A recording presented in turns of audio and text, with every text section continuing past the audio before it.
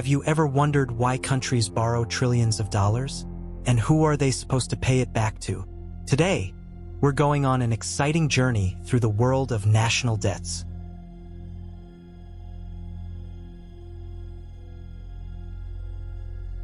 This is why, and today we're answering, why are all countries in debt and who do they owe?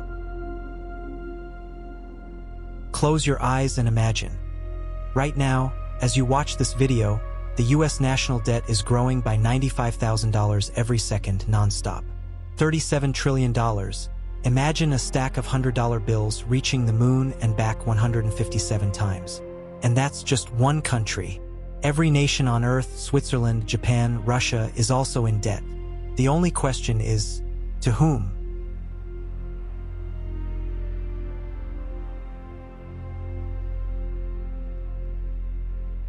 Imagine a country as a family of 100 million people. It has income, taxes we all pay, and growing expenses for roads, hospitals, schools, pensions. And when a family falls short, it borrows. Governments do the same, just on an astronomical scale. The national debt is a country's financial memory, with scars from every borrowing. The pandemic added trillions, the 2008 crisis left deep wounds, and the Cold War still echoes in budgets.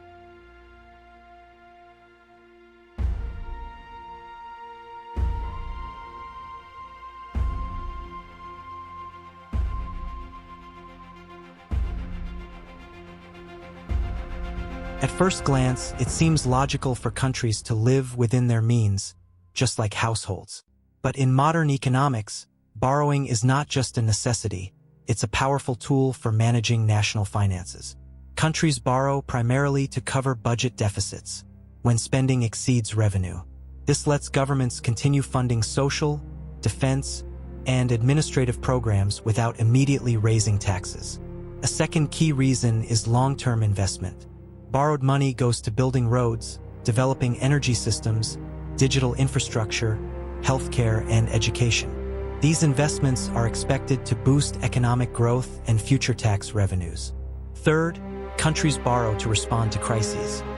During recessions, pandemics, wars, or natural disasters, costs skyrocket while revenues drop. To support the economy and population, governments must borrow. Sometimes, loans are used to service existing debt, paying interest and refinancing old loans. Central banks and governments also borrow to stabilize currencies, strengthen foreign reserves, and avoid banking crises. Lastly, countries with high credit ratings can borrow cheaply from global markets to optimize finances, replacing high taxes with low-interest debt.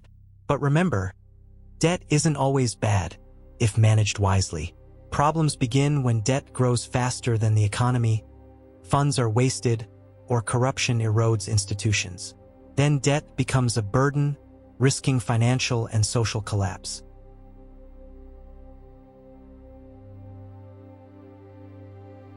What do a government and a teenager with a credit card have in common? They both spend more than they earn. Parents can cut off the teenager's card, but governments just borrow again. The last U.S. budget surplus was in 2001 under Bill Clinton 23 years ago. For presidents' three crises, the deficit remains.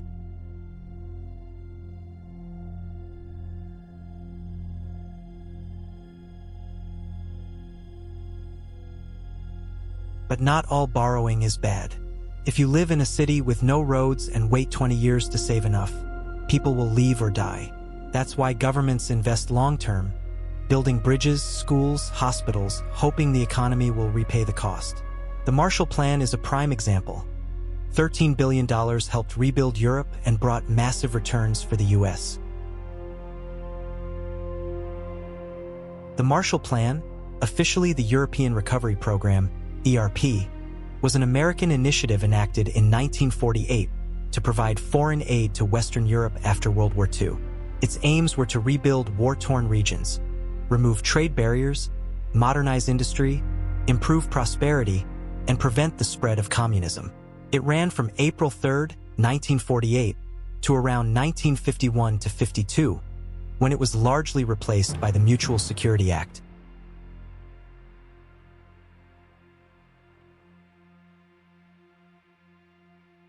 Then came 2020. The world stopped. Borders closed. The economy froze. Millions lost jobs. Governments couldn't just say, sorry, no money. That would have been catastrophic. The US borrowed $3.8 trillion in 1 year, saving millions of families and thousands of businesses from bankruptcy. In 1929, they didn't know how to borrow quickly, and the Great Depression lasted 10 years. 25% unemployment and mass migration. The harsh lesson: it's better to borrow and save a nation than hoard money and lose a generation. Then came 2020. The world stopped. Borders closed. The economy froze. Millions lost jobs. Governments couldn't just say, sorry, no money. That would have been catastrophic. The US borrowed $3.8 trillion in 1 year, saving millions of families and thousands of businesses from bankruptcy. In 1929, they didn't know how to borrow quickly, and the Great Depression lasted 10 years. 25% unemployment and mass migration. The harsh lesson: it's better to borrow and save a nation than hoard money and lose a generation.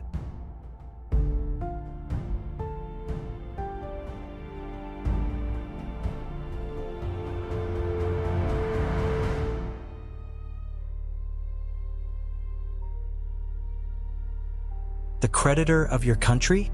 It's you. Every bondholder, every pension fund contributor. Americans hold 70% of their own national debt. $25 trillion transferred from one pocket to another. Still, foreign players exist. Japan and China lend to the US, ironically funding their rival. Who are the US national debt creditors? The US national debt is money borrowed by the government from 1. Domestic creditors, 70%. Federal Reserve, US Central Bank. Government trust funds, Social Security, Medicare. Banks, funds, private investors. State and local governments. 2. Foreign creditors, 30%. Japan, China, United Kingdom, Switzerland, Luxembourg, Ireland, etc. When a country can't pay, in comes the IMF and World Bank. Financial emergency responders. Their terms are tough. Spending cuts, tax hikes, privatization. People protest, governments fall. Argentina has defaulted 9 times, most recently in 2020. Turkey suffers from foreign currency debt. Every drop in the lira raises the repayment burden.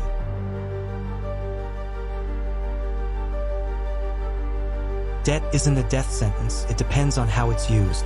Germany borrowed after World War II to rebuild. Now it's Europe's economic engine. South Korea invested in education and tech. And now we all know Samsung and LG. But Venezuela borrowed just to cover daily expenses and ended up with hyperinflation where people paid for bread with bags of cash.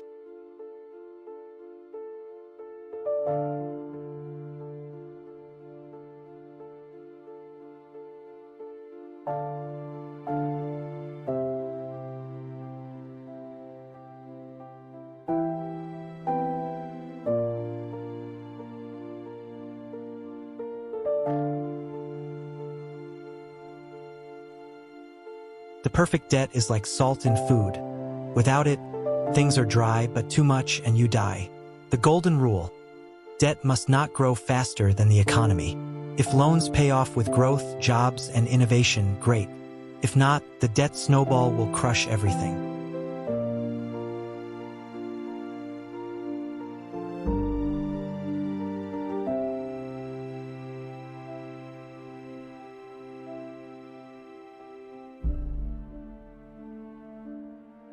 Restructuring means negotiating with creditors for lower interest or longer terms.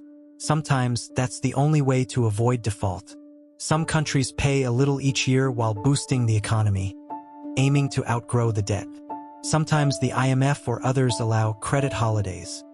No interest for a while, giving time for economic recovery. We live in a global web of obligations. China funds the US, America buys European bonds, Europe invests in Asia. Every player is both creditor and debtor. Don't panic at the word debt. Ask instead, what is the money for? Is it building the future or patching the present?